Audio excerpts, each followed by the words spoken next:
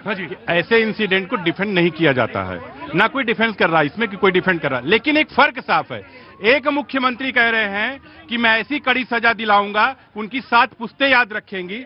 तो यही बात कहा जाता है कि कांग्रेस का आज चिल्लापोटी कर रहे हैं, चिल्ला इधर उधर, ये जैसे होता है ना गिद्ध होते कहीं लाश मिली तो बस तुरंत उस पर कूद पड़े, उसी तरीके से, क्योंकि फर्क साफ है। ये बीजेपी की सरकार है, एक सीएम आज के कह रहे हैं कि ऐसी सजा दूंगा कि उनकी 7 पुश्तें याद रखेंगे। लेकिन कांग्रेस का अपना इतिहास याद है ना कि एंडरसन को अपनी गाड़ी, सरकारी गाड़ी में 8000 के हत्यारियों को भगा दिया गया और 2015-16 तक वो न्याय के लिए भीख मांगते रहे लोग। उनको क्या कहते हैं, जो पैसा मिलना चाहिए था, जो लोग डिमांड किए तो पैसा नहीं मिला, और पैसे 675 करोड़ रुपए जो एंडरसन की कंपनी से मिला वो कांग्रेस ने चंदा के रूप में रख लिया, आज तक चंदा चोरी करके। मतलब ये हालत इनकी है।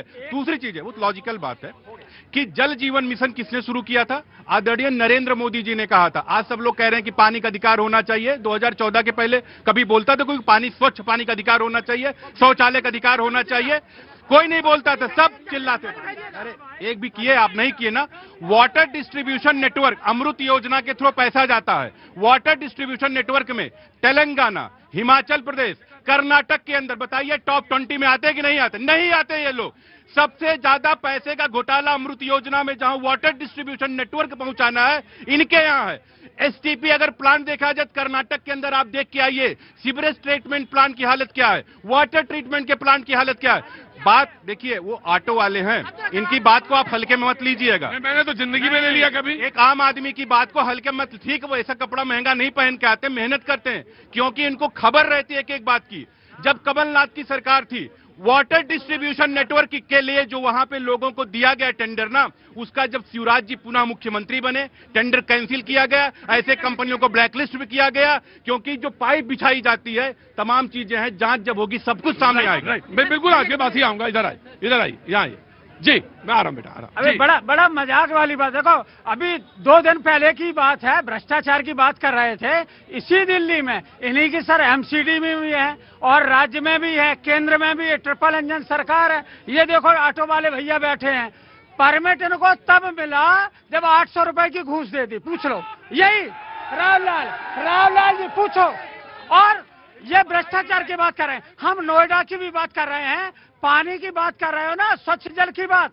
नोएडा जैसा प्राधिकरण बहुत अमीर प्राधिकरण है, आप देखिए कितना टीडीएस है, 1100-1200 टीडीएस, पानी पीने लायक नहीं है। कहने से, नारा लगाने से कोई काम नहीं होता है, उसके लिए काम करना पड़ता है। और भ्रष्टाचार यहाँ तक, आपने तो गंगा को साफ करने का भी काम किया था, हजारों करोड़ रुपए इन्होंने रिश्वत में साफ कर दिए, लेकिन गंगा साफ नहीं हुई। और उत्तर प्रदेश के मंत्री, सुनिए एक मिनट, रुको। गंगा एक्शन प्लान कब आया था? कब आया? हाँ तो बताओ ना। हम तुम्हें इतना समय देते हैं, तुम्हें नहीं, मेरी बात सुनो, इतना तुम्हें समय मिलता है, गूगल से तुम गूगल करो। और राजीव जी की सरकार थी, मैं आता हूँ। मैं तुम्हारी बात सारी सुनी मैंने। अरे यार, तुम्हें मोदी जी से है चिंता और मोदी जी से है पीड़ा। तुम्हें कराना चाहिए अपना इलाज। रुको, अरे रुको यार, तुम्हें आज वहां देखो भाई, समाजवादी मेरी बात सुनो, समाजवादी मेरी बात सुनो, 14 आदमी वहां मर गए, जाने चली गई 14। यहां बात महत्वपूर्ण ये है, तुम ये ना बताओ कि मोदी जी की सरकार और मोदी जी की सरकार, तुम ये मुझे ना बताओ। जो हो गया मैंने सुन लिया। रुको, बिल्कुल दूंगा। पहली बात तो परमिट की बात किया, दिल्ली में परमिट बंद है, 12 साल हो गया है, परमिट 800 रुपए में नहीं मिलती है, ये समाजवादी पार्टी को समझना चाहिए। और गजब की झूठ बोलते हैं ये। और दूसरी बात सुनिए, अब दूसरी पर आ गए। देखिए ये गुंडागर्दी है समाजवादियों की। और एक बात कहना चाहता हूं, पानी की बात किया है इन्होंने, मैं प्रयागराज क्षेत्र का रहने वाला हूं।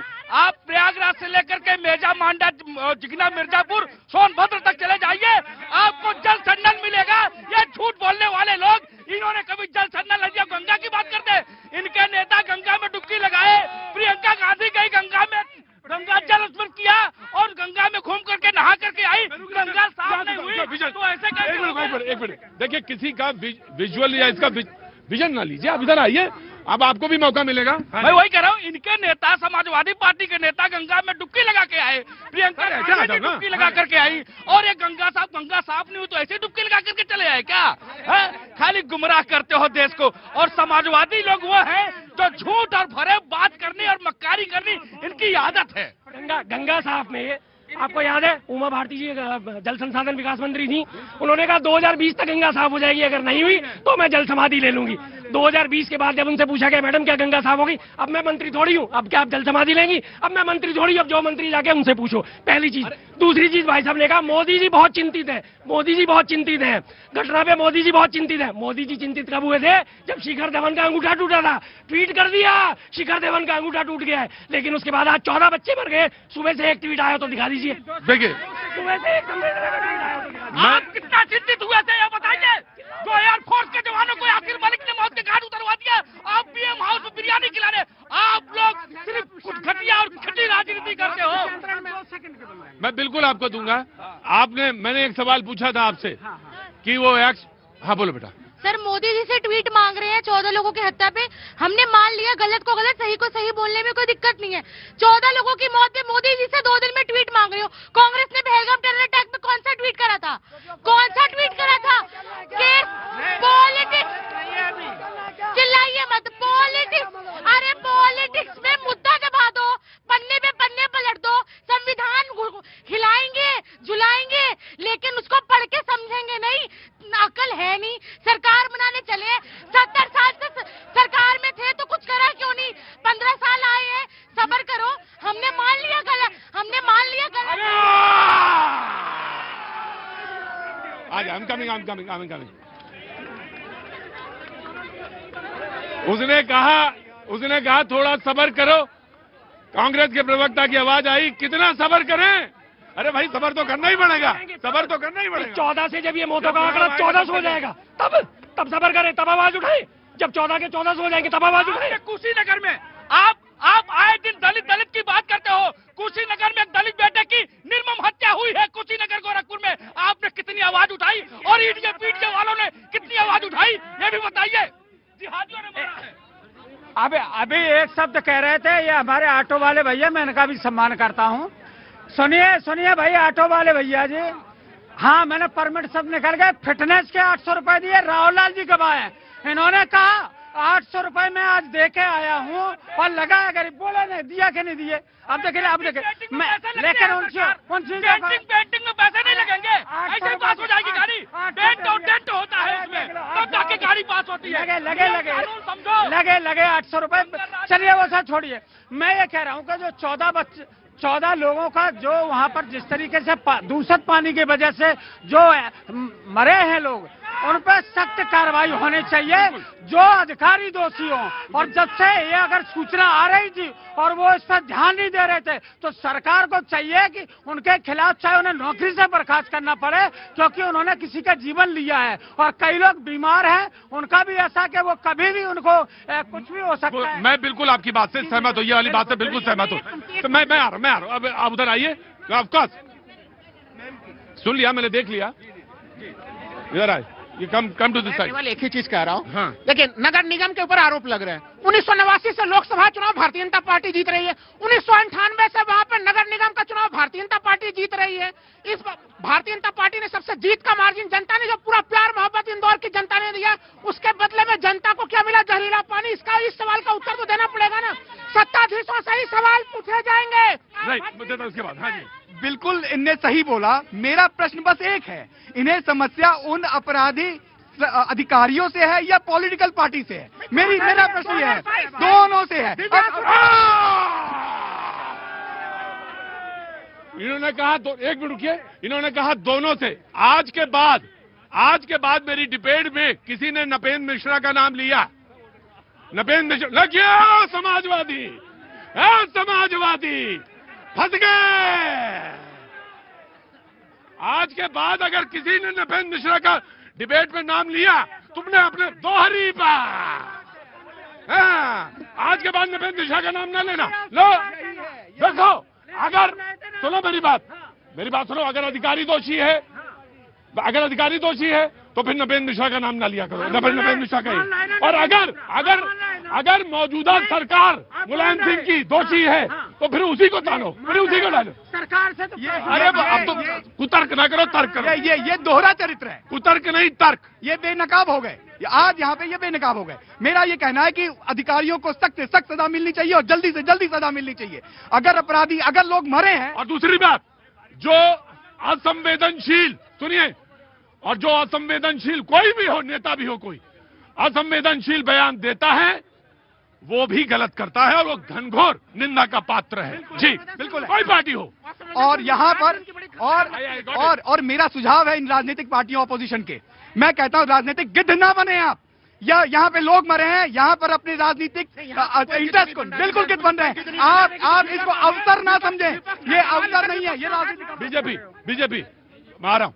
बीजेपी, देखिए सरकार ने साफ कहा, मैं बार बार कह रहा हूं कि ऐसी सजा मिलेगी, 7 पुश्तें याद रखेंगे। दूसरी, जितने भी लोगों का इलाज में जितना भी खर्चा आएगा, चाहे प्राइवेट हॉस्पिटल में, चाहे बाहर, चाहे देश के अंदर, क्योंकि भारत का हॉस्पिटल बहुत अच्छी सिचुएशन में है, तो वो सरकार ही इलाज उनका पे करेगी, कोई दूसरा नहीं पे करेगा। दूसरी चीज, बात ये करते हैं, ये लोग करते हैं, ये सच बात है, गिद्धों के तरीके से कूट पड़ते हैं। कोई बात मुलायम सिंह जी का नाम ऐसे नहीं ले रहा है, मुलायम सिंह जी ने खुद। सुनो मेरी बात, शराब में पानी ना मिलाना, जाके उसी पानी पे बात है। कान के नीचे अभी मुलायम सिंह जी ने शराब पी के खड़ा यहाँ पे। मुलायम सिंह जी का नाम कोई ऐसे नहीं लेता, उन्होंने खुद कहा था, उन रिकॉर्ड सब लोग गूगल रखा, गूगल से सर्च कर लीजिए, जरूरत पड़ती 2-4 गोली चला देते। यही दिल्ली था, सिखों का किस तरीके से नरसंहार हुआ, इनके सांसद है सज्जन सिंह, उनको जेल हुई, जगदीश टाइटल जेल हुई, किस तरीके से काटा गया था सिखों को, यही लोग हैं। तो ये कहते हैं कि मुलायम सिंह दोषी नहीं है, वो नपेंद्र मिश्रा दोषी नहीं, मुलायम सिंह ने खुद ऑन रिकॉर्ड कहा था, गूगल से सर्च कर ले कि जरूरत पड़ी 2-4 गोली और। जी जी जन। सर, मैं पहले तो नॉर्मल मुद्दे पे आना चाहती हूँ। स्वच्छता, बीमारियां किससे फैलती हैं, ये दिल्ली का पोल्यूशन ले लो, वैसे कह लो, हमें मुझे लगता है शुरू करना चाहिए कि अगर हम स्मोकिंग बैन कर दें तो दिल्ली का पोल्यूशन कितना कम हो जाएगा। जापान में एक डेडिकेटेड प्लेसेस है स्मोकिंग के लिए।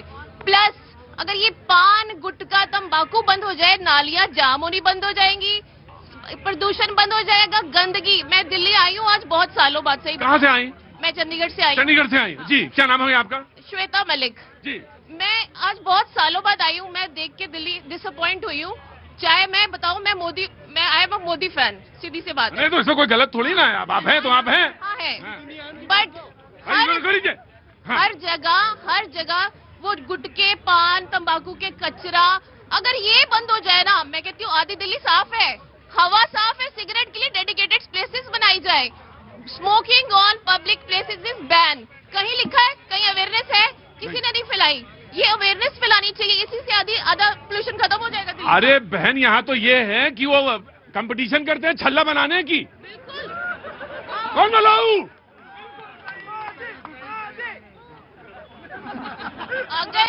अगर ये नॉर्मल सबसे ज्यादा जनरेशन, और ये जो पान मसाला खा के देखिए, आदर बाजी आओ, ये है,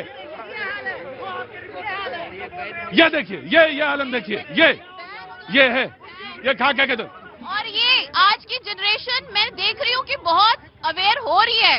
अगर यंग जनरेशन ये सिगरेट, तंबाकू सब छोड़ दे, पोल्यूशन खत्म, बीमारियां खत्म, गंदगी खत्म। Right, taken your point.